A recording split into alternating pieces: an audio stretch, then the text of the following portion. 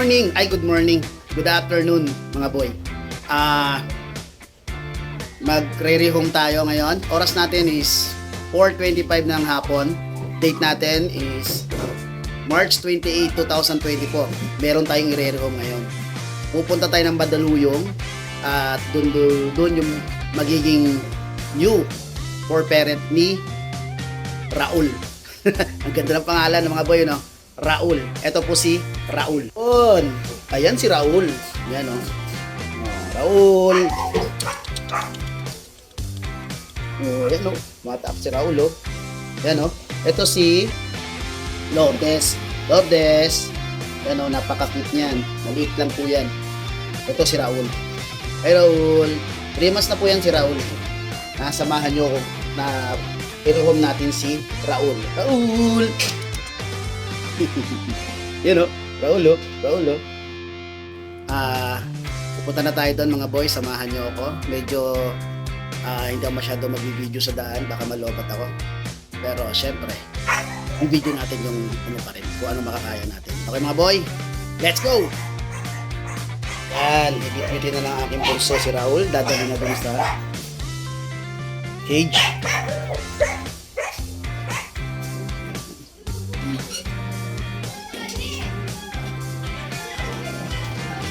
Si Raul.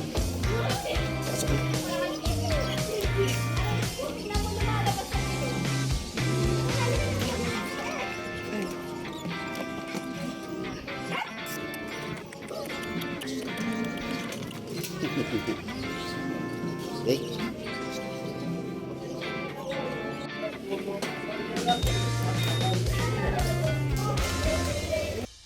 At ayan na mga boy, umalis na nga tayo. Fast forward syempre para hindi ganun kahaba ang video. Lalabas na ako ng subdivision namin yan mga boy. At kailangan natin bilisan kasi sa oras na yan, yung time na yan medyo nagbabandang bumagsak ang ulan.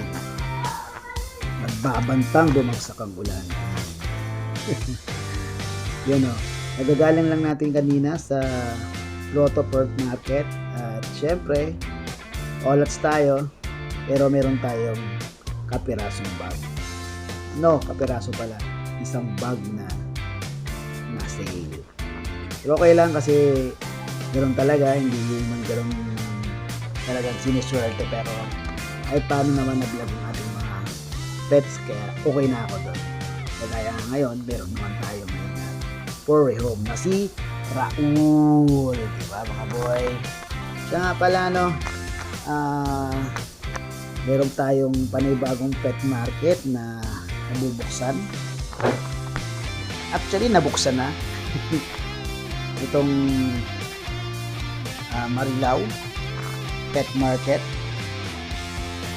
At syempre sasuportahan niya ng ibang nating mga sailors na taga Bukawi, Bulacan, na kung saan dyan is nagtitinda rin sila. At sa Grotto Pet Market San Jose del Monte. Pero konti pa lang. Syempre, yung iba parang tumatansya-tansya muna. Malay natin by next Tuesday dadagsain na, diba? Meron talaga. Ang ganda nun kasi meron tayong Friday. Friday is Bukawi Pet Market. Saturday is Pasig Pet Market. Sunday, Grotto Pet Market. At ngayon, Tuesday, Marilao Pet Market. Diba? Halos mabubuo na yata ang 1 linggo na magkakaroon tayo ng pet market. Diba? Pero syempre, hindi naman talaga lahat madadala mo doon sa araw-araw na yon na pet market, kasi syempre kawawa din naman ang mga pets natin kung laging dinadala sa mga ganung lugar. Siguro pahinga, kagaya nga maganda yung pagka-set up nila Kasi after grotto, which is Sunday, is magkakaroon ng pahinga ng Monday. Kaya pwede na namang isabak pagdating ng Tuesday. Dati nga may Wednesday, di ba? At yun na yung sa Antipolo Pet Market. By Friday naman, magkakaroon ng Bukawi Pet Market. Kaya may pahinga rin ng Saturday. Ay, not Saturday, Thursday. Para dun sa rest man lang ng ating mga pets. But sad to say, nawala ang Antipolo Pet Market dahil medyo may mga misunderstanding and syempre hindi na ibigay yung mga kaukulang papeles na hinihingi nila sa amin.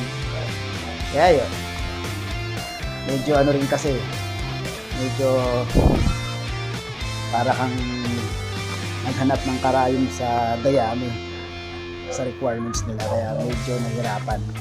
Pero okay na din kasi nagkaroon naman ng Pasig Pet Market. Meron namang malapit-lapit doon sa mga taga Antipolo para sa yung market na gusto mong puntahan. Okay, mga boy, nasa ano na tayo niyan? Nasa Mandaluyong na tayo. Ang bilis, no? Yan, sa unahan na makikita nyo, yan yung City Hall ng Mandaluyong. Makikita kayong shrine dyan at mga flags ng Philippines. Yan. Sa unang kanto, pwede na kayong lumiko dyan para dyan sa papuntang papuntang Makati. Kaya makikita nyo rin sa bandang dulo, yan. Yung building na yan, yan ang City Hall ng Makati. Pagpupunta ko ng Makati na minsan, yan ang way ko, dyan ako dumadaan. Pero hindi na tayo aabot dyan kasi according to Google Map, bago sa tabing ng ilog, kakanan na tayo. Doon sa kanto na kung saan tinuturo na nandoon si Madam. Kagaya, kakanan na tayo mga boy. Okay mga boy, nandito na yata ako sa sinasabi ni Madam. Hindi naman ang sinasabi ng Google. Hinintay ko na lang si Madam. Nag-chat na ako sa kanya.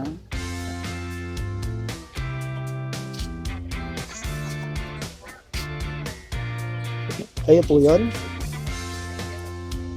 Ari. Ito pala sila, sir. Yan po si Raul.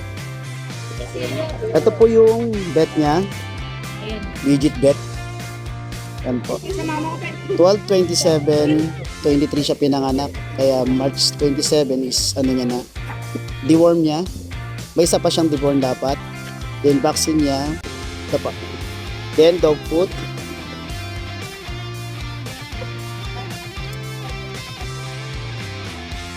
Ang dog food niya po ay D-Pro. Puppy. Opo.